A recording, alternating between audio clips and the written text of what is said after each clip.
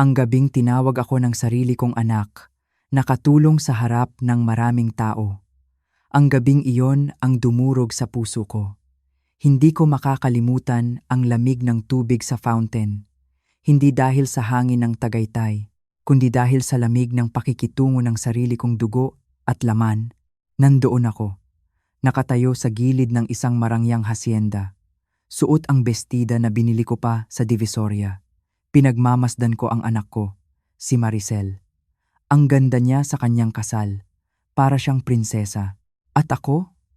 Para sa kanila, ako ay isa lamang hamak na janitress.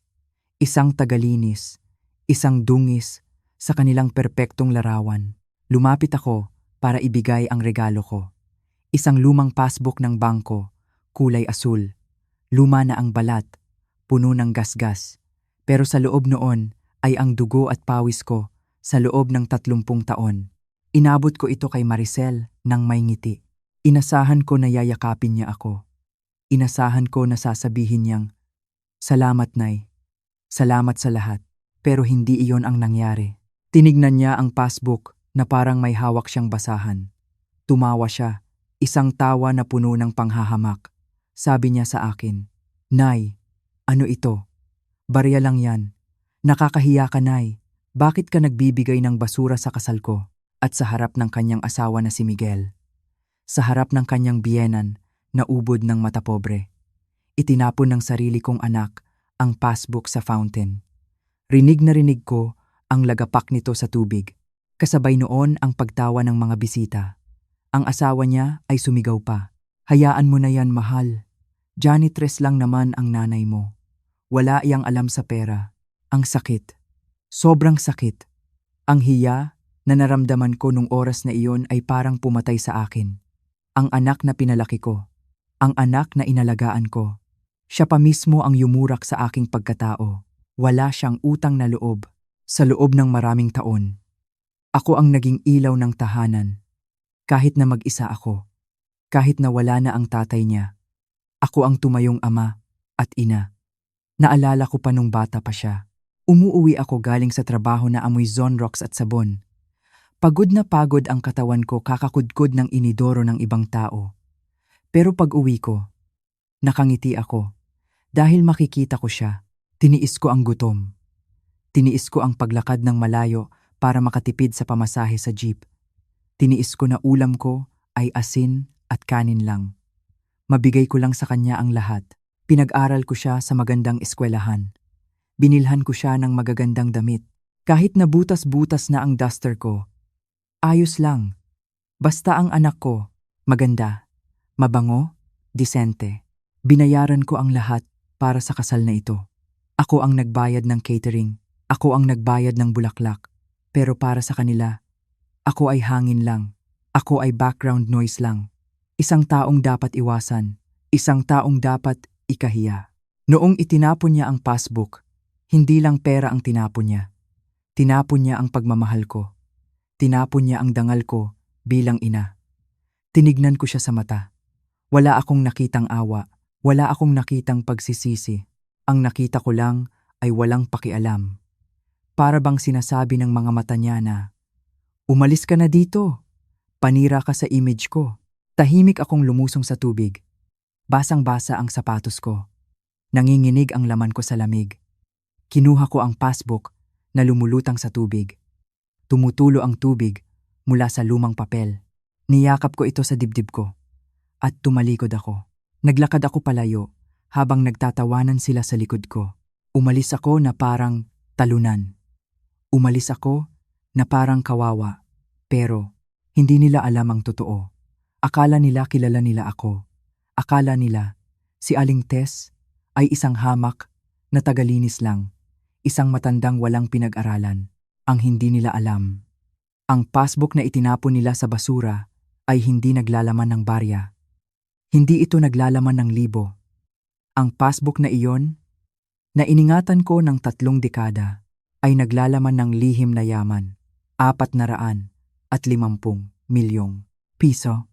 Oo, tama ang narinig nyo, 450 milyong piso. At hindi lang iyon, ang hasyenda na tinatayuan nila ngayon.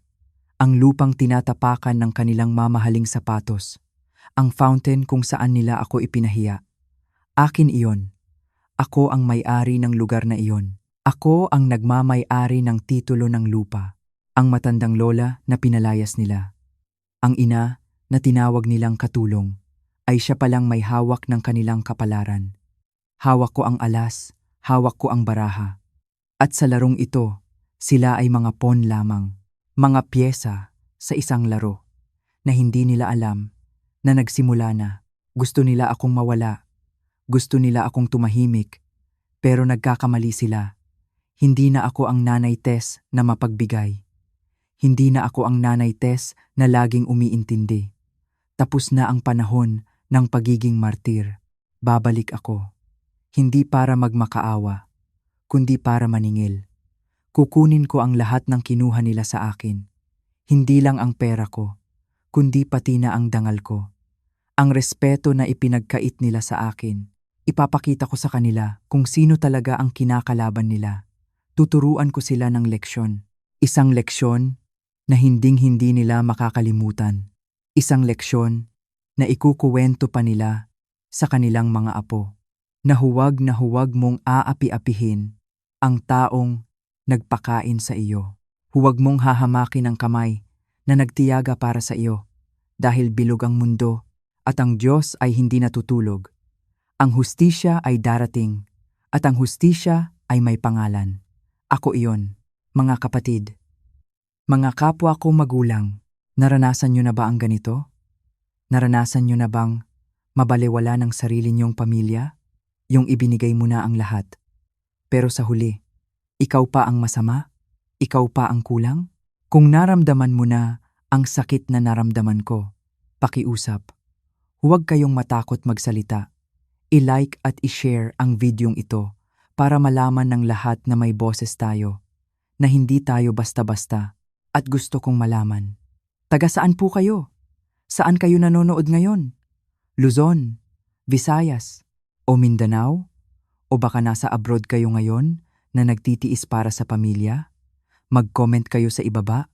Sabihin nyo, Nanay Tess, nanonood ako mula sa gusto ko kayong makwentuhan. Gusto kong marinig ang inyong kwento. Halina at samahan nyo ako. Pakinggan nyo ang aking kwento. Ang kwento ng isang ina, isang janitress, at ang kanyang matamis na paghihiganti. Ito ang kwento ng ang basang passbook. Kinaumagahan. Mabigat pa rin ang pakiramdam ko paggising ko. Parang may nakadagan na sako ng bigas sa dibdib ko. Naalala ko na naman ang nangyari sa kasal. Ang tawa ng mga tao. Ang tunog ng passbook na bumagsak sa tubig. Ang tingin ng anak kong si Maricel. Tingin na parang hindi niya ako kilala. Tingin na parang ikinahihiya niya ako. Pero kailangan kong bumangon. Hindi pwedeng magpatalo sa lungkot. Nagtimpla ako ng kape, barako, mapait, kasing pait ng sinapit ko kahapon. Sinubot ko ang aking simpleng damit, isang kupas na blouse at paldang mahaba. Yung isinusuot ko kapag pupunta ako sa palengke o sa simbahan ng Quiapo. Kinuha ko ang passbook. Tuyo na ito.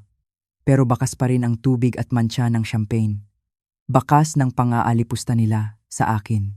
Sumakay ako ng jeep papuntang Makati. Maingay, mainit, siksikan. Pero sanay ako dito.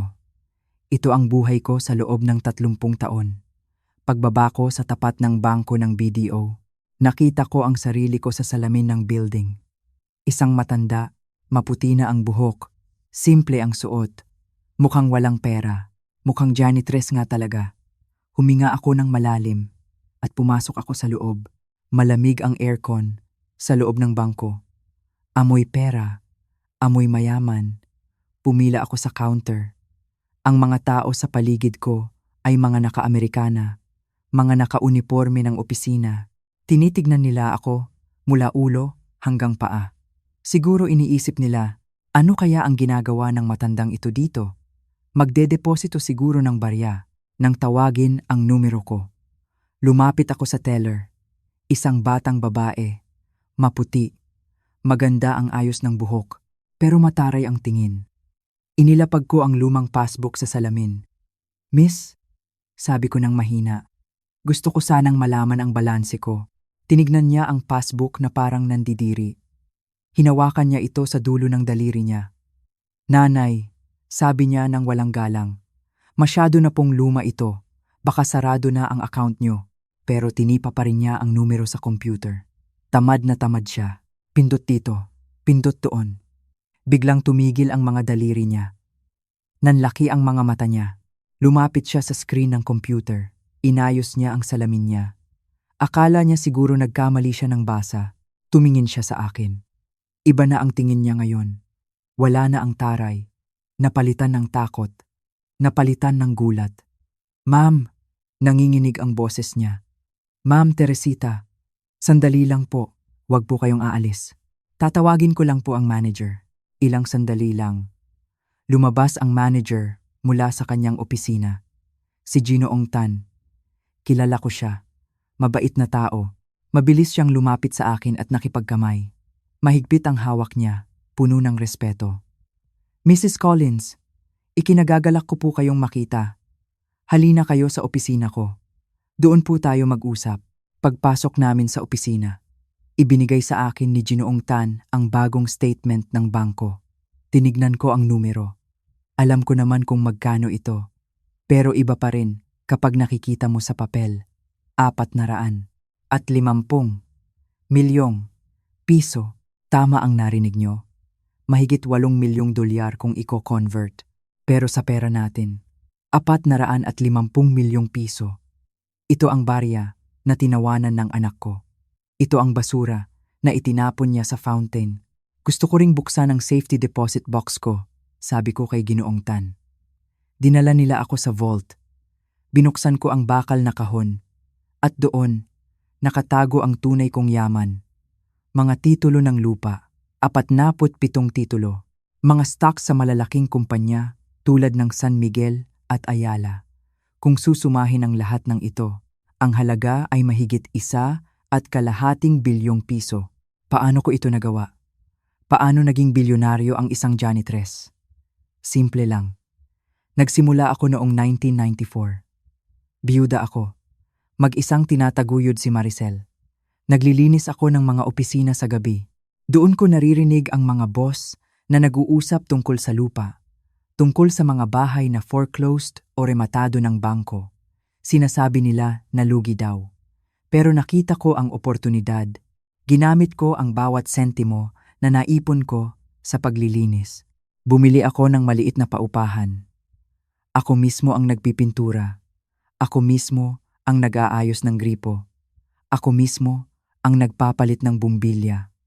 Ang kita sa renta. Ibinibili ko ulit ng lupa. Paulit-ulit, sa loob ng 30 taon. Hindi ko ito sinabi kay Maricel. Bakit? Dahil gusto kong matuto siya. Gusto kong maranasan niya ang hirap. Gusto kong malaman niya na ang pera ay pinaghihirapan. Na ang dangal ng tao ay wala sa yaman, kundi sa sipag. At sa kabutihang asal. Pero nabigo ako. Habang yumayaman ako ng palihim, lumalaki naman ang ulo ng anak ko. Nahiya siya sa akin dahil tagalinis ako. Hindi niya alam, ang tagalinis na kinahihiya niya ay kayang bilhin ang buong subdivision na tinitirhan niya ngayon. Nakaupo pa rin ako sa opisina ng manager. Hawak ko ang tseke na inihanda nila para sa akin. Pero hindi pera ang nasa isip ko ngayon, kundi ang manugang ko. Si Miguel, ang lalaking pinakasalan ng anak ko. Ang lalaking humamak sa akin sa harap ng maraming tao. May kakaiba sa kanya. Masyado siyang mayabang. Masyado siyang magastos. Pero alam ko kung saan siya nagtatrabaho. Alam ko kung magkano lang ang sweldo ng posisyon niya. Hindi tugma. May mali. Tumingin ako kay Ginoong Tan. Ginoo, may kilala ka bang investigador? Yung magaling. Yung mapagkakatiwalaan. Yung kayang maghalungkat ng baho ng kahit sino. Tumango si Ginoong Tan. May inabot siyang calling card. Si Mang Berto po, dating ahente ng NBI. Magaling po siya. Tahimik magtrabaho. Tinawagan ko agad si Mang Berto. Nagkita kami sa isang simpleng karenderya. Hindi siya mukhang investigador. Mukha siyang lolo na nagbabasa lang ng dyaryo. Mukha siyang retirado na nagpapahinga, pero matalas ang mata niya. Ibinigay ko sa kanya ang pangalan ni Miguel. Sabi ko, gusto kong malaman ang lahat, kung saan siya kumukuha ng pera, kung sino ang mga kasama niya. Lahat, lumipas ang 5 araw. 5 araw na parang 5 taon sa bagal. Naghihintay lang ako sa tawag. Hindi ako mapakali.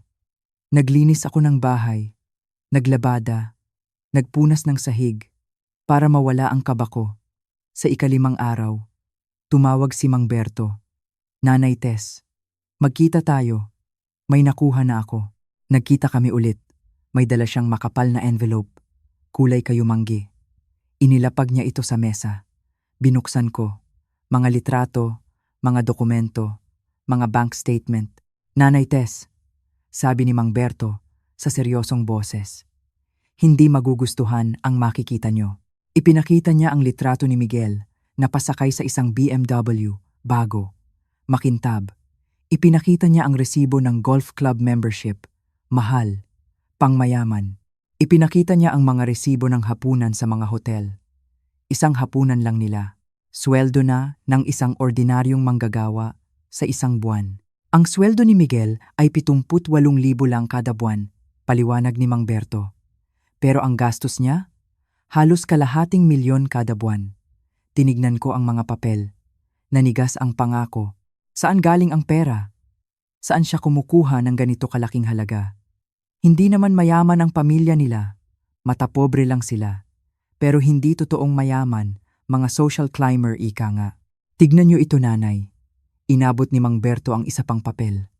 Listahan ng mga wire transfer, mga padala ng pera sa ibang bansa, sa Cayman Islands.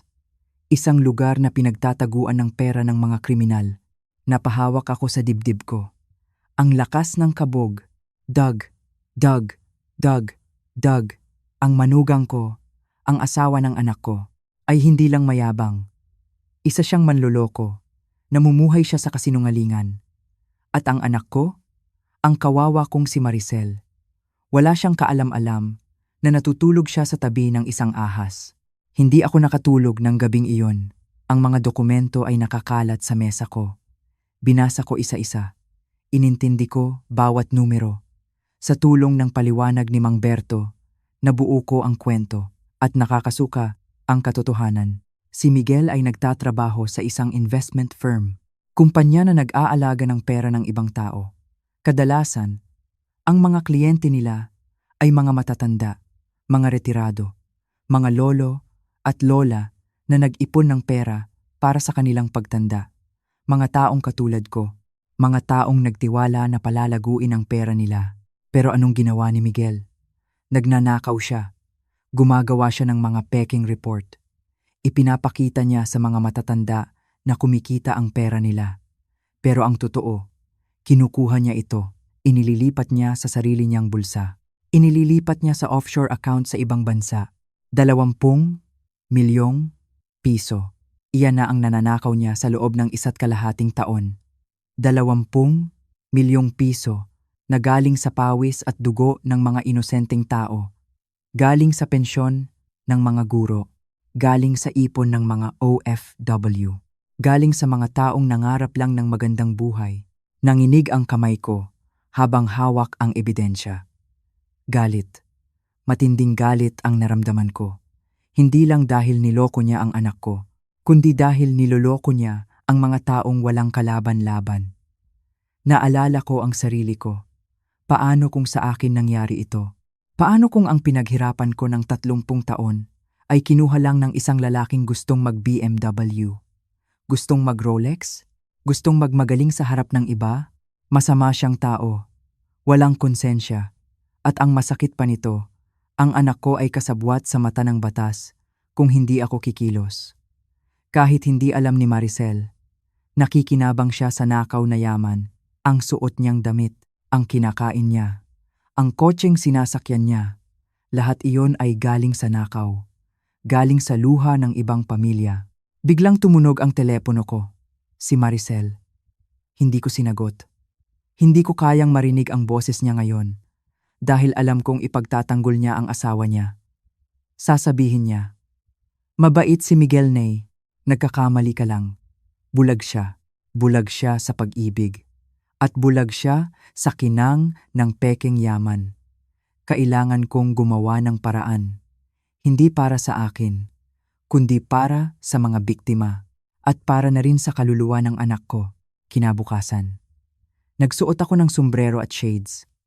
Pumunta ako sa isang internet cafe sa kanto. Maingay doon. Puno ng mga batang naglalaro ng computer games. Puno ng sigawan. Pero ito ang pinakaligtas na lugar. Walang makakatrace sa akin dito. Walang makakakilala sa akin. Isa lang akong lola na nag-internet. Umupo ako sa dulong computer. Inilabas ko ang flash drive na bigay ni Mang Berto. Naroon lahat ng ebidensya.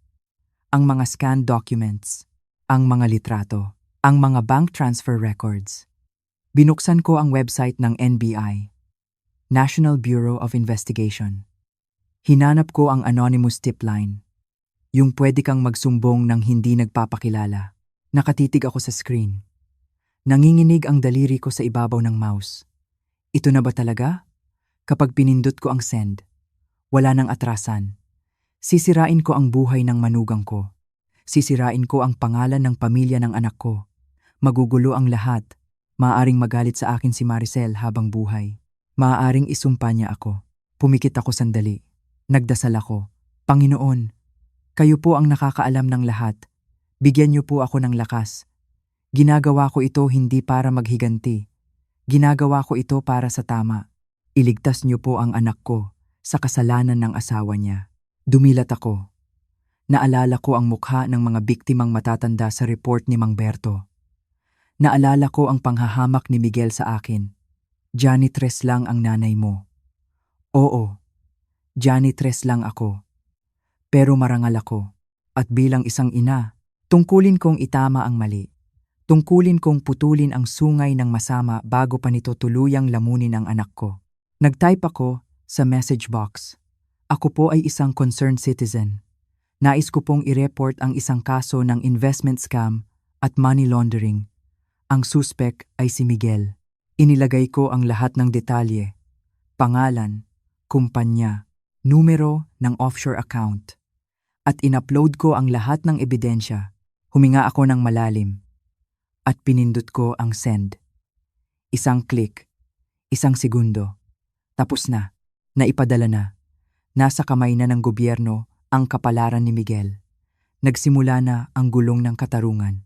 Tumayo ako at lumabas ng internet cafe. Masakit ang sikat ng araw sa mata. Pero gumaan ang pakiramdam ko. Para akong nabunutan ng tinik.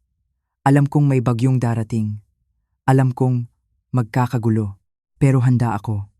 Dahil sa pagkakataong ito, hindi na ako ang kawawang janitress na inapi sa kasal. Ako na ang boses ng katotohanan. At sisiguraduhin kong maririnig nila ako. Gabi na naman. Tahimik ang paligid sa aking maliit na apartment. Ang tanging naririnig ko lang ay ang ugong ng electric fan at ang huni ng mga sasakyan sa malayo. Nakaupo ako sa harap ng luma kong laptop. Ang liwanag ng screen, ang tanging ilaw sa madilim na kwarto. Binuksan ko ang isang file. Ang listahan ng aking mga ari-arian. Isang listahan na walang nakakaalam kundi ako at ang aking lawyer. 47 properties. Nakasunod-sunod ayon sa alpabeto. Binasa ko ang mga pangalan ng kalye. Binasa ko ang mga presyo ng pagkakabili. Binasa ko ang kasalukuyang halaga. Ito ang matematika na ginagawa ko sa utak ko sa loob ng 30 taon. Pero ngayon, nakaayos na ito sa maayos na Excel sheet. Nag-scroll ako pababa hanggang sa letrang H. Hacienda Reyes. Binili noong Marso 2019. Halaga ng pagkakabili, 200 milyong piso. Kasalukuyang halaga, 480 milyong piso. Napangiti ako ng mapait. Naalala ko ang araw na una kong tinapakan ang lupang iyon. 5 taon na ang nakakaraan. Nalugi ang dating may-ari dahil sa sugal. Rematado na ng bangko. Gusto nilang ibenta ng mabilisan. Sabi ng lahat, lugi daw ang negosyo ng wedding venue. Masyado daw malayo sa Maynila. Mahirap daw i-maintain. Pero binili ko pa rin. Binayaran ko ng cash gamit ang kumpanya ko, ang PC Holdings. Initials ko, Penelope Collins. Pero sa Pilipinas, kilala nila ako bilang Nanay Tess.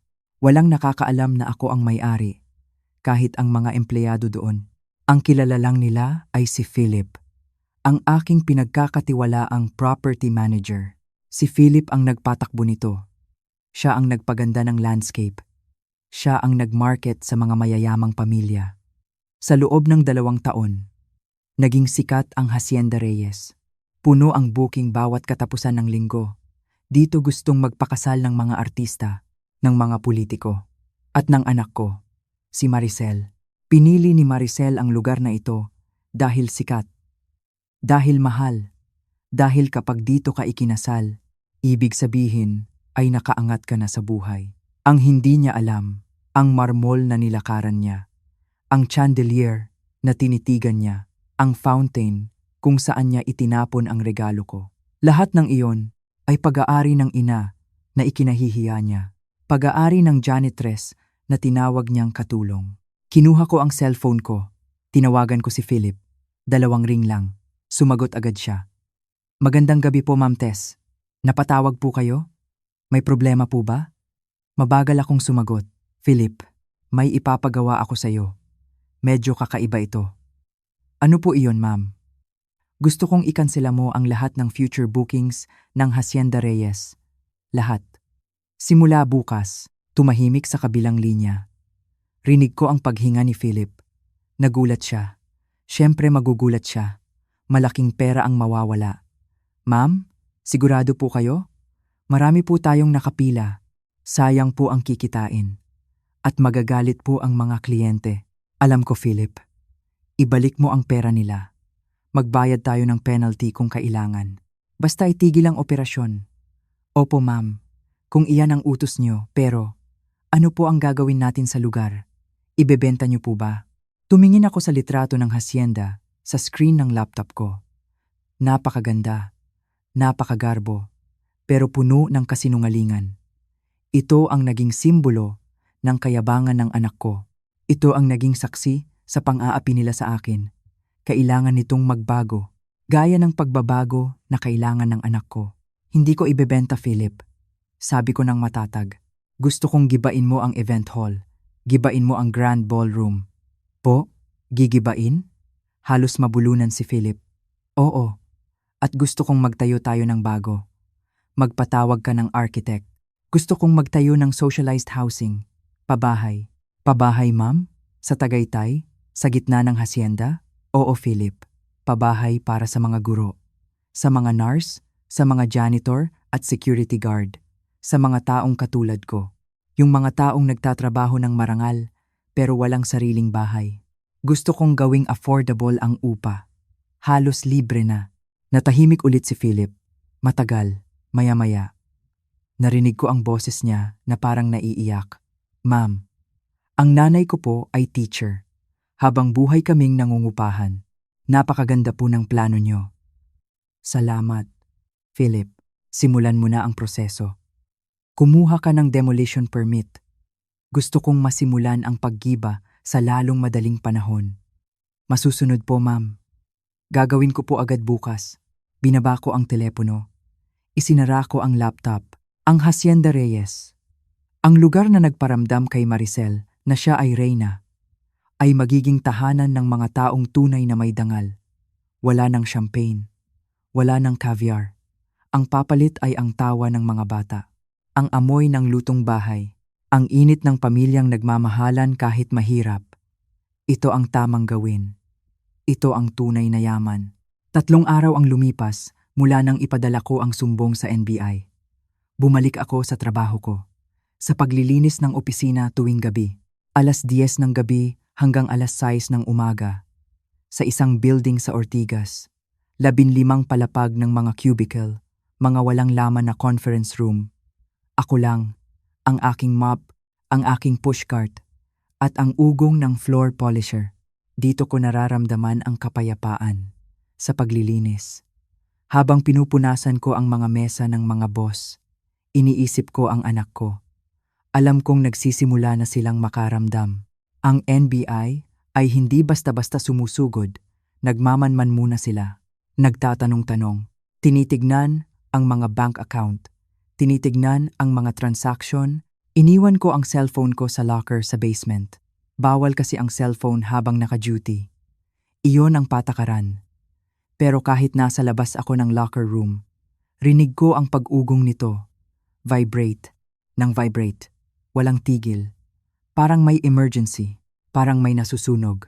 Si Brenda, ang kasamahan ko sa trabaho. Tinignan ako habang nagkakape kami sa pantry. Tess, sabi niya, kanina pa tumutunog ang locker mo. Baka importante yan. Baka ang anak mo. Ngumiti lang ako ng tipid. Humigop ako ng mainit na kape. Hayaan mo siya, Brenda. Matututo ring maghintay yan. Alam ko kung sino ang tumatawag. Si Maricel. Siya lang naman ang tatawag sa akin ng ganitong oras kapag may kailangan. Noong 2:00 ng madaling araw. Break time namin. Binuksan ko ang locker ko. Kinuha ko ang cellphone. 17 missed calls. Lahat galing kay Maricel. 17 voicemail. Umupo ako sa isang bangko na gawa sa kahoy. Sinimulan kong pakinggan ang mga mensahe. Isa-isa. Voicemail numero 1. 8:00 ng gabi. Boses niya ay kalmado pa. Medyo guilty. Nay, hello? Pwede ba tayong mag-usap? Sorry na sa nangyari sa kasal. Alam mo naman si Miguel, mainit ang ulo. Tawagan mo ako please. Ha? Nagsusorry lang siya dahil may kailangan siya. Kilala ko ang anak ko. Voicemail numero 5. 11:00 ng gabi. Boses niya ay medyo naiinis na at naguguluhan. Nay, nasaan ka ba? Bakit hindi ka sumasagot? May problema dito sa bahay. Si Miguel, hindi mapakali. May tumatawag sa kanya galing bangko. Frozen daw ang account namin. Ano bang nangyayari? Baka may alam ka sa mga ganyan. Nagsisimula na. Nagsisimula nang gumalaw ang NBI. Ang pag-freeze ng account ang unang hakbang. Voicemail numero 12. 1:00 ng madaling araw. Boses niya ay nanginginig na. May halong takot. Nay, please, sagutin mo naman Nakatanggap kami ng sulat galing sa Hacienda Reyes. Kanselado daw ang anniversary party namin next year. At gigibain daw ang lugar. Nay, di ba nandoon ka nung kasal? May narinig ka ba? Natatakot ako, Nay. Si Miguel nagsisigaw dito.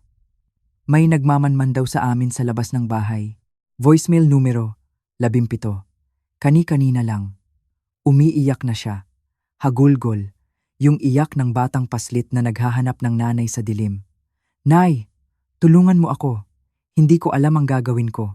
Sabi ni Miguel baka daw makulong siya. Sabi niya, kasalanan mo daw ito dahil sa passbook na yan. Nay, totoo ba? Please. Kailangan kita. Nakatitig ako sa screen ng cellphone. Gusto ko siyang tawagan. Gusto kong sabihin na, anak, andito si nanay. Huwag kang matakot. Gusto kong takbuhin ang bahay nila at yakapin siya. Iyon ang instinct ng isang ina. Ang protektahan ang anak sa sakit. Ang saluhin ang anak kapag nadadapa. Pero pinigilan ko ang sarili ko. Kinagat ko ang labi ko hanggang sa malasahan ko ang dugo. Hindi pwede. Kung sasagipin ko siya ngayon, hindi siya matututo. Iisipin niya na laging nandiyan si nanay para linisin ang kalat niya. Iisipin niya na tama ang asawa niya. Kailangan niyang maramdaman ang init. Kailangan niyang maramdaman ang pressure. Kailangan niyang makita ang tunay na kulay ng asawang pinili niya. Pinatay ko ang cellphone ko. Ibinalik ko sa loob ng locker. Isinarado ko ang pinto ng bakal. Ang tunog ng pagsara ay parang tunog ng rehas. Masakit para sa akin. Pero mas masakit kung hahayaan ko siyang mabuhay sa kasinungalingan.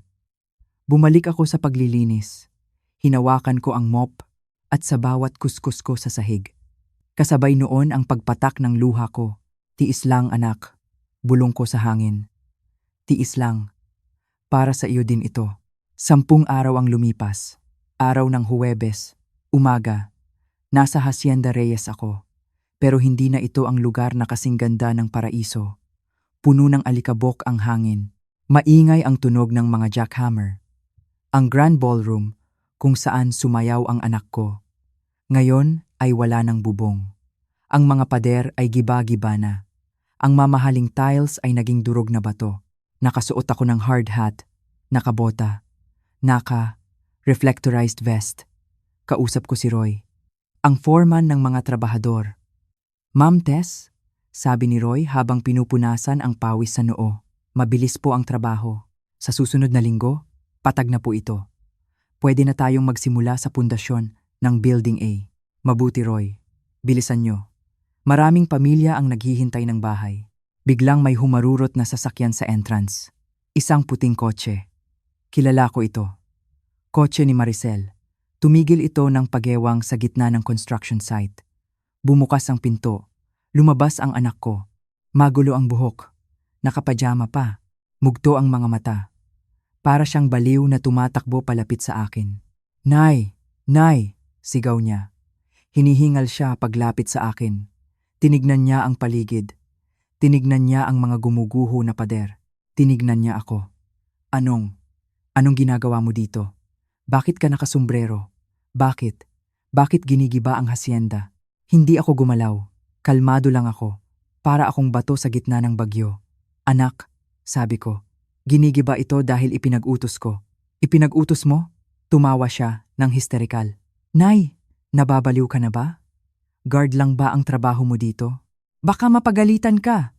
Bawal tayo dito." "Hindi ako guard, Maricel." Sagot ko ng malinaw. Tinanggal ko ang salamin ko. Tinignan ko siya sa mata. Ako ang may-ari nito. Natigilan siya. Parang tumigil ang mundo niya. Ano? Ako ang may-ari ng Hacienda Reyes. Binili ko ito 5 taon na ang nakakaraan. Gamit ang pera ko. Pero, nauutal siya. "Pero janitress ka lang. Mahirap lang tayo. Sabi mo wala kang pera." Hindi ko sinabing wala akong pera. Ang sabi ko, nag-iipon ako.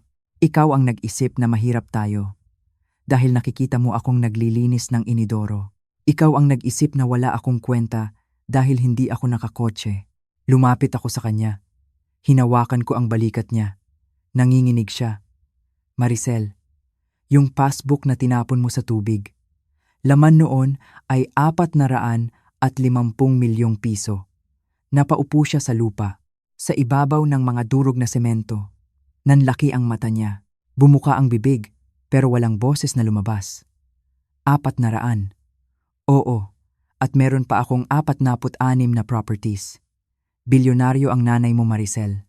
Bilyonaryo ang katulong. Na kinahiya mo." Nagsimula siyang umiyak. Hindi dahil sa saya, kundi dahil sa pagsisisi at dahil sa shock. "Bakit, Nay? Bakit hindi mo sinabi? Kung alam ko lang, edi sana. Edi sana ano? Edi sana nirespeto mo ako. Edi sana hindi mo tinapon ang regalo ko?" Pinutol ko ang sasabihin niya. Masakit magsalita ng ganito sa anak. Pero kailangan. Gusto kong makita kung sino ka kapag wala akong pera. Gusto kong makita kung pipiliin mo ang dangal o ang luho. At nakita ko ang sagot nung kasal mo. Mas pinili mo ang sasabihin ng ibang tao. Mas pinili mo ang asawa mong mapangmata. "Nay, sorry. Hagulgol niya. Yumakap siya sa binti ko. Dudumi ang pajama niya sa alikabok. Pero wala na siyang pakialam. "Huwag ka muna humingi ng tawad," sabi ko. "Dahil hindi pa tapos ang lahat. Ito ang simula ng katotohanan." Hinawakan ko ang mukha niya. Iniangat ko para tumingin sa akin.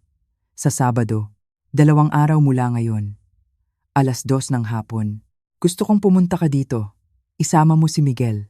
Isama mo ang biyenan mong si Consuelo." "Bakit, Nay? Anong meron?" Takot na takot si Miguel. Sabi niya may huhuli daw sa kanya. "Malalaman niyo sa Sabado kung gusto mong ayusin ang buhay mo, kung gusto mong malaman ang buong katotohanan tungkol sa asawa mo. Pumunta ka." Tumalikod ako. "Umuwi ka na muna, Maricel. Maghanda ka.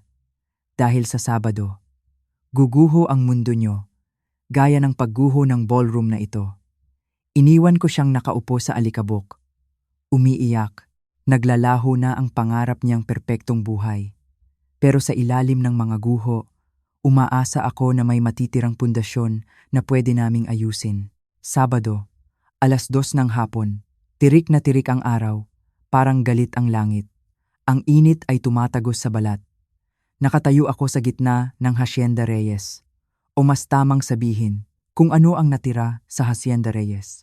Ang dating Grand Ballroom. Ang lugar kung saan naganap ang marangyang kasalan 3 linggo pa lang ang nakakaraan. Ngayon ay isa ng malawak na semento. Puno ng bakal, puno ng durog na bato. Wala na ang mga kristal na chandelier. Wala na ang mga kurtinang sutla. Wala na ang amoy ng mamahaling perfume at champagne. Ang tanging amoy na nalalanghap ko ngayon ay alikabok, semento, at ang paparating na bagyo ng katotohanan. Sinadya ko ito. Sinadya kong dito kami magkita. Walang upuan, walang bubong, walang matataguan. Gusto kong maramdaman nila ang init. Gusto kong maramdaman nila ang hirap. Ito ang perpektong entablado para sa huling yugto ng kanilang ilusyon. Tumingin ako sa gate. May paparating na sasakyan. Isang itim na BMW ang sasakyan na ipinagmamalaki ni Miguel. Dati, kapag dumadating ang kotseng ito, kuminang ito sa ilalim ng araw. Simbolo ng tagumpay. Simbolo ng yaman. Pero ngayon, habang papalapit ito sa gitna ng mga guho, para itong karo ng patay. Mabagal, mabigat. Puno ng alikabok ang gulong. Huminto ang sasakyan sa harap ko. Ilang sandali pa, bago bumukas ang pinto. Para bang ayaw lumabas ng mga sakay nito. Unang bumaba si Miguel. Ang manugang ko. Ang lalaking dati ay napakakisig. Laging gel ang buhok. Laging plansado ang suit. Pero ang lalaking nakikita ko ngayon, para siyang bangkay na naglalakad. Ang putla ng kanyang mukha. Nangingitim ang ilalim ng kanyang mga mata. Ang kanyang mamahaling polo ay lukot-lukot. Nakabukas ang butones sa leeg. Ang kanyang kurbata ay tabingi. Nanginginig ang kanyang mga kamay habang sinasara ang pinto ng kotse. Panay ang lingon niya sa paligid. Kaliwa, kanan, likod. Para siyang daga na alam niyang may pusa sa paligid. Para siyang kriminal na naghahanap ng lungga na mapagtataguan, takot. Iyon ang amoy na dala niya. Amoy ng takot. Sumunod na bumaba si Maricel. Ang anak ko, ang prinsesa ko, pero wala na ang kinang sa kanyang mga mata. Nakayuko siya, walang imik. Parang pasan niya ang daigdig sa kanyang balikat. Ang suot niyang damit ay simple. Hindi na siya nag-abalang mag-ayos. Dahil alam niya, sa kaibuturan ng puso niya. Alam niyang may masamang mangyayari ngayong araw. At huli, bumaba si Doña Consuelo, ang biyenan. Ang babaeng ubod ng taas ang tingin sa sarili. Kahit na nasa gitna na kami ng construction site. Kahit na puro bato at semento ang lalakaran. Heels pa rin siya. Shades na malaki. Nakapayong pa na kulay ginto. Hirap na hirap siyang maglakad. Natatapilok siya sa mga bato. Kumakapit siya sa braso ni Miguel para hindi matumba. Pero imbes na magpakumbaba, lalo lang tumaas ang kilay niya. "Ano ba ito?" sigaw ni Doña Consuelo. Ang boses niya ay matinis. Masakit sa tenga. Parang kuko na kumukudkod sa pisara. "Teresita, nasaan ka?" Lumingon-lingon siya at nakita ako. "Bakit mo kami pinapunta sa basurahan na ito? Nababaliw ka na ba?" Pinahid niya ang pawis sa leeg niya. "Ang init-init. Masisira ang kutis ko. Sinasayang mo ang oras namin." Hindi ako gumalaw. Nakatayo lang ako. Matuwid. Matatag. Suot ko ang aking simpleng blouse na puti at itim na pantalon at rubber shoes. Walang alahas. Walang makeup. Hindi ko kailangang magbihis mayaman para harapin sila dahil ang kapangyarihan ko ay hindi galing sa suot ko. Galing ito sa katotohanan na hawak ko. Lumapit sila sa akin. Si Miguel ay hindi makatingin ng diretso sa mata ko. Ang mata niya ay malikot. "Nay," sabi ni Maricel nang mahina, halos pabulong. "Andito na kami. Sinunod ko ang gusto mo. Ano ba ang sasabihin mo? Bakit kailangan dito pa?" Tumingin ako sa anak ko. May halong awa. Pero kailangan kong maging matigas. para ito sa kanya. Huminga ako ng malalim. Ang hangin ay mainit at maalikabok. Pinapunta ko kayo dito, sabi ko. Ang boses ko ay malakas, buo. Umaalingaw-ngaw sa gitna ng mga guho. Para makita niyo ang katapusan. Tinuro ko ang paligid. Ang katapusan ng inyong ilusyon. Ilusyon? Singhal ni Miguel. Bigla siyang sumabog. Parang bulkan na kanina pa nagpipigil. Lumapit siya sa akin. Ang mukha niya ay puno ng galit at pawis. Ikaw ang may ilusyon. Matandang janitress. Dinuro niya ako. Ang daliri niya ay nanginginig sa galit. Alam mo ba kung gaano ako ka? Stress? Alam mo ba ang ginawa mo? Dahil sa pesteng passbook mo. Dahil sa pakikialam mo. Nagkandaloko-loko ang buhay ko. Napailing ako. Hanggang ngayon. Wala pa ring pagsisisi. Wala pa ring pag-amin. Ako pa rin ang may kasalanan. Iniimbestigahan ako ng kumpanya dahil sa'yo. Sigaw pa niya. Naka, freeze ang mga account ko. Baka makulong ako. At kasalanan mo ang lahat ng ito, Teresita. Tinignan ko siya. Kalmado lang ako. Bakit Miguel? Tanong ko ng mahina. Bakit kasalanan ko? Dahil pakialamera ka. Hindi, sabi ko. Ang tanong ko, bakit kasalanan ng passbook ko na nagnakaw ka? Natigilan siya. Parang nabilaukan. Pero saglit lang, dahil ang takot niya ay naging galit na naman. Dahil akala ko, mayaman kayo. Isinigaw niya ito ng ubod ng lakas. Parang gusto niyang ipadinig sa buong mundo ang rason niya. Akala ko mayaman kayo. Nabigla si Maricel. Napatingin siya sa asawa niya. Nanlaki ang mata. Parang hindi siya naniniwala sa narinig niya. Anong sabi mo, Miguel? Utal na tanong ni Maricel. Hindi na mapigilan ni Miguel ang bibig niya. Tuloy-tuloy na ang agos ng baho dahil sa takot. Dahil sa pressure. Dahil wala na siyang takas. Humarap siya kay Maricel. Bingi ka ba? Akala ko mayaman kayo, Maricel. Nung nililigawan kita, nag-imbestiga ako. Nalaman kong maraming lupa ang nakapangalan sa nanay mo sa probinsya. Akala ko hasyendera ang nanay mo na nagpapanggap lang na mahirap. Napahawak si Maricel sa bibig niya. Kaya kita pinakasalan. Patuloy ni Miguel. Ang bawat salita ay parang kutsilyo na sumasaksak sa puso ng anak ko. Kaya kita pinakasalan. Para may pambayad ako sa mga utang ko sa sugal. Para may cover ako sa mga ninakaw ko sa kumpanya. Kailangan ko ng pera, Maricel. At akala ko, kayo ang sagot. Napasinghap si Doña Consuelo sa gilid. Miguel! Suway niya. Pero hindi na nakinig si Miguel. Tapos nung kasal, tumawa siya ng mapakla. Isang tawa ng baliw. Nung binigay ng nanay mo ang passbook, akala ko ito na, sabi ko sa sarili ko. Jackpot, milyonaryo na ako. Makakaalis na ako sa mga utang ko. Lumapit siya sa akin. Ang mukha niya ay halos dumikit sa mukha ko. Tapos nung tinignan ko, nung binuksan ko. Luma, punit-punit, basura, sigaw niya sa mukha ko. Talsik ang laway niya sa galit. Kaya nagwala ako. Kaya ako tinapon sa fountain. Dahil pakiramdam ko niloko niyo ako. Pakiramdam ko na scam ako. Kaya lalo akong nagnakaw sa kumpanya. Kasi wala pala akong aasahan sa inyo. Mga hampas lupa, katahimikan.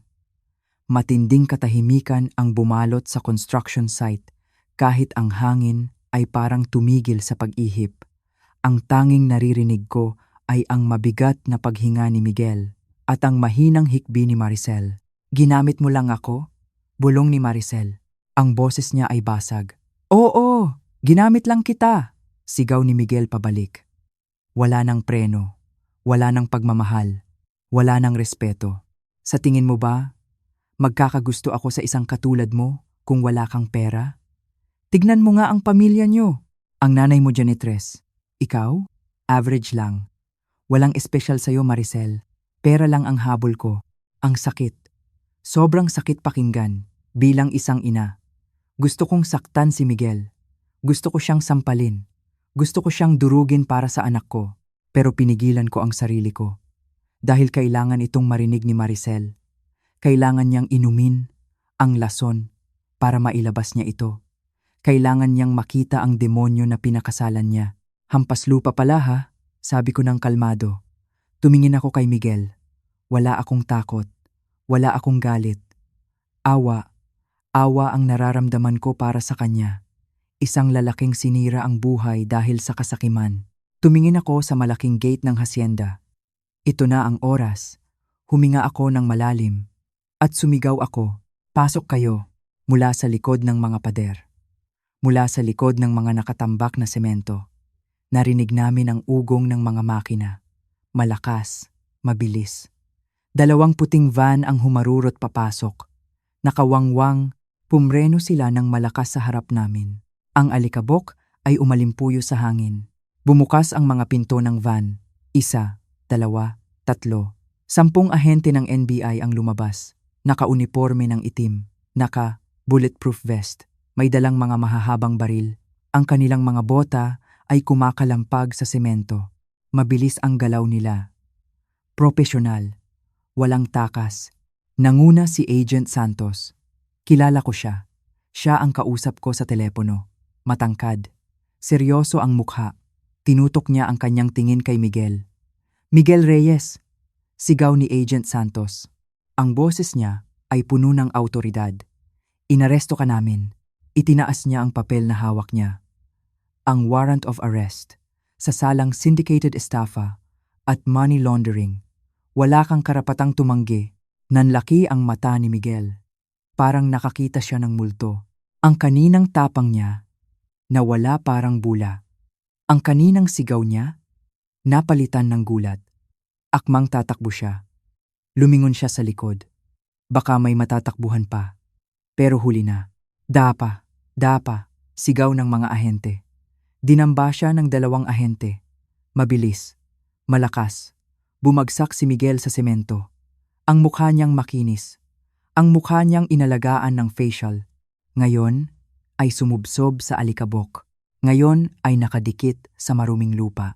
"Bitawan niyo ako," sigaw niya habang nakadagan sa kanya ang mga ahente. Nagpupumiglas siya, parang baboy na kinakatay. "Wala akong kasalanan. Hindi totoo yan. Pakawalan niyo ako. Mayaman ako. May abogado ako." Pero narinig ng lahat ang pag-amin niya kanina. Narinig ng langit. Narinig ng lupa. At sigurado ako, nakarecord iyon sa bodycam ng mga ahente na kanina pa nakapwesto. Click ang tunog ng posas. Bakal sa bakal. Malamig. Matigas. Isang tunog na tumapos sa kahibangan ni Miguel. Isang tunog na nagpatahimik sa kanyang kayabangan. Itinayo siya ng mga ahente. Puno ng alikabok ang suit niya. Punit ang kurbata niya. May galos sa pisngi. Umiiyak na siya ngayon. Hagulgol, sipon at luha ay naghalo sa mukha niya. Nawala na ang Sir Miguel na tinitingala ng marami. Ang natira na lang ay isang duwag na magnanakaw. "Mama! Mama!" sigaw niya. Lumingon siya kay Doña Consuelo. "Mama! Tulungan mo ako! Tawagan mo si Tito Attorney! Mama, huwag mo akong hayaan!" Tumingin ako kay Doña Consuelo. Inaasahan ko na lalaban siya para sa anak niya. Inaasahan ko na susugurin niya ang mga pulis. Pero nagkamali ako. Si Doña Consuelo, ang matapobring biyenan, ay napaatras. Takot na takot. Namumutla. Nanginginig ang kanyang mga labi. "Huwag!" bulong niya. "Huwag niyo akong idamay." Tumalikod si Doña Consuelo. Ni hindi niya matignan ang anak niya. Takot siyang masira ang pangalan niya. Takot siyang makulong din. Sa oras ng kagipitan, mas pinili niya ang sarili niya kaysa sa anak niya. Napakasaklap.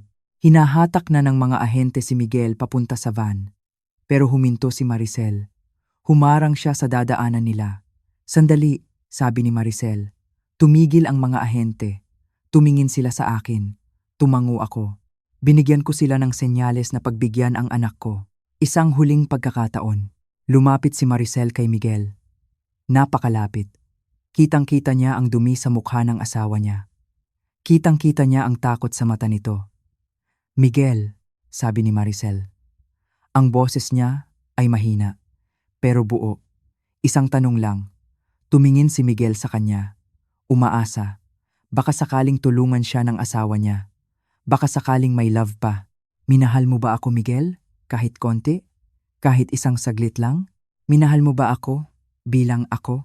Tumingin si Miguel sa kanya. At sa huling pagkakataon, pinili niyang saktan ang anak ko. Dahil alam niyang wala na siyang makukuha. Dahil gusto niyang manakit bago siya bumagsak. Ang mata niya ay puno ng puot, puno ng lason. Minahal ko ang ideya na mayaman ka, sabi ni Miguel. Diretso, walang kurap. Pero nung nalaman kong anak ka lang ng janitress, dumura siya sa semento, sa paanan ni Maricel. Diring-diri ako sa'yo.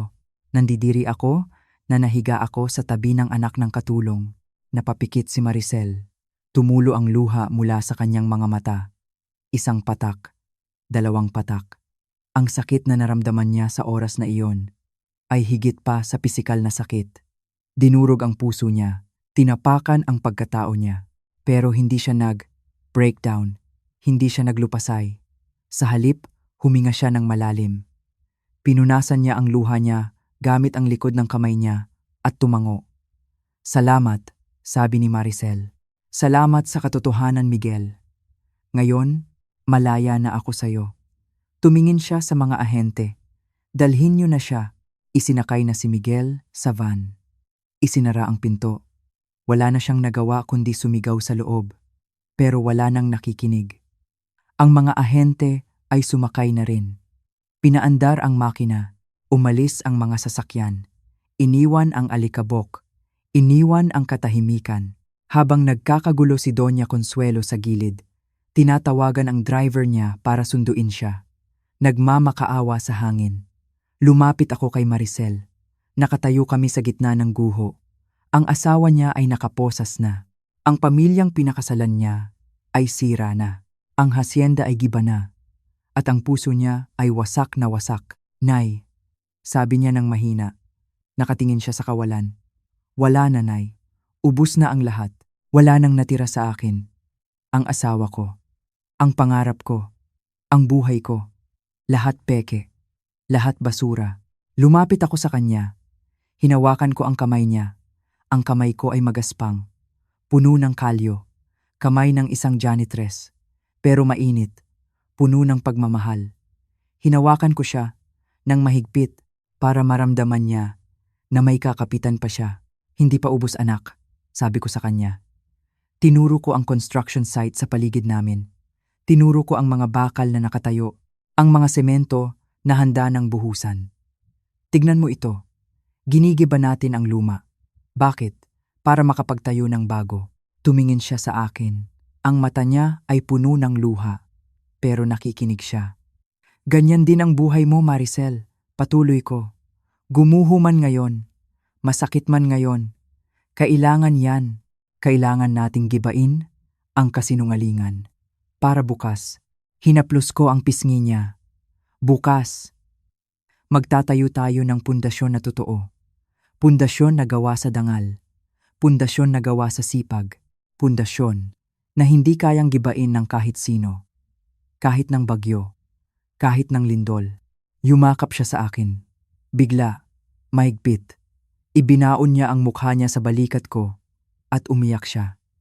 Hindi na iyak ng batang nagmamaktol, kundi iyak ng anak na bumabalik sa ina. Sa wakas, naramdaman ko ulit ang yakap ng anak ko. Pagkalipas ng maraming taon, ito ang yakap na hinihintay ko. Hindi yung yakap na humihingi ng pera, hindi yung yakap na plastic, kundi yakap na humihingi ng pagmamahal, yakap na humihingi ng tawad. Hinaplos ko ang likod niya. Tahan na, bulong ko. Andito si nanay. Hindi kita iiwan. Mag-uumpisa tayo ulit. Ang passbook ay basa na at luma. Itinapon sa fountain, niludlian, tinawanan. Pero ang aral na dala nito ngayong hapon, ang katotohanan na ibinunyag nito, ay mas mahalaga pa sa ginto. Dahil ang ginto ay nananakaw, ang pera ay nauubos, pero ang aral ng buhay. Iyon ang yaman na dadalhin natin habang buhay. Nag-iisa na lang kami sa gitna ng guho, pero sa pakiramdam ko, ngayon lang kami nabuo ulit. Ngayon lang naging mayaman ang pamilya namin. Dahil ngayon lang naging totoo ang lahat. 6 na buwan. Mabilis lumipas ang panahon. Parang kailan lang nung gumuho ang pangarap ng anak ko sa lugar na ito. Pero ngayon, Pagpasok mo sa gate ng dating Hacienda Reyes, hindi na chandelier ang sasalubong sa iyo. Hindi na champagne. Hindi na mga socialite na nakagown. Ang sasalubong sa iyo ay ang halakhak ng mga bata. Ang amoy ng pritong isda at sinaing. Ang tanawin ng mga sampayan ng damit na sumasayaw sa hangin. Ang dating Grand Ballroom, isa na itong community center. Doon naglalaro ang mga anak ng mga tenant namin. Ang dating garden? Isa na itong vegetable garden. Taniman ng talong, sitaw, kalabasa. Naglalakad ako sa gitna ng compound. Bumabati sa akin ang mga tao. Magandang umaga po, Nanay Tess. Ngumingiti ako at kumakaway. Sila ang mga bago kong kapitbahay. Isang retiradong guro na pinaalis sa apartment. Isang pamilya ng security guard. Isang single mother na nagtatrabaho sa call center. Lahat sila dito na nakahanap ng tahanan. Tahanan na hindi nila aakalain na matitirhan nila sa halagang abot kaya. Sa di kalayuan, nakita ko siya, si Maricel, ang anak ko. Pero hindi na siya ang Maricel na nakilala niyo sa Kabanata 1. Wala na ang mamahaling silk dress. Wala na ang makapal na makeup. Wala na ang sapatos na heels. Ang suot niya ngayon, isang simpleng t-shirt na puti, maong na pantalon, at rubber shoes. Pawisan siya, gulo ang buhok. May hawak siyang clipboard. Kausap niya si Mang Narding, ang tubero namin. Tinuturo niya ang sirang gripo sa Building B. Seryoso siya, nakikinig, tumatango. Lumapit ako ng dahan-dahan. Hindi niya ako napansin agad. Nakita ko siyang yumuko para pulutin ang kalat sa daan. Isang plastic ng candy. Dati, nandidiri siya sa dumi. Dati, sisigawan niya ang janitor para pulutin iyon. Pero ngayon, siya na mismo ang gumagawa. Anak, tawag ko. Lumingon siya. Ang mukha niya ay walang bahid ng makeup. Pero para sa akin, mas maganda siya ngayon. Dahil totoo na siya. Nay! Ngumiti siya. Pinunasan niya ang pawis sa noo gamit ang likod ng kamay niya. Tapos na po ang inspection sa Building C. May 2 pamilya na lilipat mamaya. Ako na po ang mag-a-assist sa kanila. Tumango ako. Kumain ka na ba? Mamaya na po, Nay. Tatapusin ko lang ito. 6 na buwan na siyang nagtatrabaho dito bilang property manager. Pero wala siyang sweldo. Wala. Kahit 5. Siya mismo ang humiling nito. Sabi niya sa akin noong nakaraang buwan, Nay, hayaan mo akong magtrabaho ng walang bayad. Gusto kong pagbayaran ang kayabangan ko. Gusto kong maramdaman ang hirap na dinanas mo. Tinanggap ko ang alok niya. Hindi para pahirapan siya, kundi para tulungan siyang hanapin ang sarili niya. At sa nakikita ko ngayon, natagpuan na niya ito. Natutunan na niya na ang halaga ng tao ay wala sa brand ng bag. Wala sa brand ng sapatos. Ang halaga ng tao ay nasa serbisyo. Nasa pagtulong sa kapwa. Nasa dangal. Naglakad kami papunta sa maliit naming opisina sa gilid ng compound. Pagpasok namin, malamig, tahimik. Sa dingding sa likod ng mesa ko, may nakasabit na frame. Sa loob ng frame ay ang lumang passbook. Ang passbook na itinapon sa fountain, kulubot na ang papel dahil nabasa. May mantsa pa ng tubig, mukhang basura kung titignan ng iba. Pero para sa amin ni Maricel, iyon ang pinakamahalagang bagay sa kwartong ito. Tumingin si Maricel sa frame. Matagal. Nay, sabi niya ng mahina. Salamat ha. Salamat saan anak. Salamat dahil hindi mo ako sinukuan. Salamat dahil tinuruan mo ako ng leksyon na hindi nabibili ng pera. Hinawakan ko ang kamay niya. Magaspang na rin ang palad niya ngayon, katulad ng sa akin. Palad ng taong nagtatrabaho. Ang tiwala anak, sabi ko sa kanya, ay hindi hinihingi. Ito ay tinatrabaho. At sa loob ng 6 na buwan, nakita ko ang pagsisikap mo. Nakita ko ang pagbabago mo. Binuksan ko ang drawer ng mesa ko. Kinuha ko ang isang sobre. Iniabot ko sa kanya. Ano ito, Nay? Buksan mo. Binuksan niya ito. Isang tseke. Ang unang sweldo niya. Hindi ito malaki. Minimum vaga lang. Pero galing ito sa legal at marangal na trabaho. Napaluha siya. Hinawakan niya ang tseke na parang ito na ang pinakamahalagang papel sa mundo. Mas mahalaga pa sa offshore account ng asawa niyang nakakulong na ngayon. Nay, tanggapin mo yan. Pinaghirapan mo yan, Maricel. Ipinagmamalaki kita. Yumakap siya sa akin. Isang yakap na mahigpit. Puno ng pagmamahal. Puno ng respeto. Sa wakas, bumalik na ang anak ko. Hindi dahil mayaman ako, kundi dahil naging tao siya. Sa mga nanonood at nakikinig sa akin ngayon, mga kapwa ko magulang, mga lolo at lola, tandaan niyo ito. Ang pera ay nauubos. Ang ganda ay kumukupas. Ang mga building ay gumuguho. Pero ang dangal, ang respeto, ang pamilyang nagtutulungan at nagpapatawad, iyan ang tunay na yaman. Yaman na pwede nating dalhin hanggang sa huling hininga. Tumingin ulit ako sa passbook sa dingding. Basura lang daw, barya lang daw. Pero ang baryang iyon, ang nagligtas sa pamilya namin. Salamat sa pakikinig. Hanggang sa muli, ito si Nanay Tess, nagpapaalala na ang tunay na yaman ay nasa puso na marunong magpakumbaba.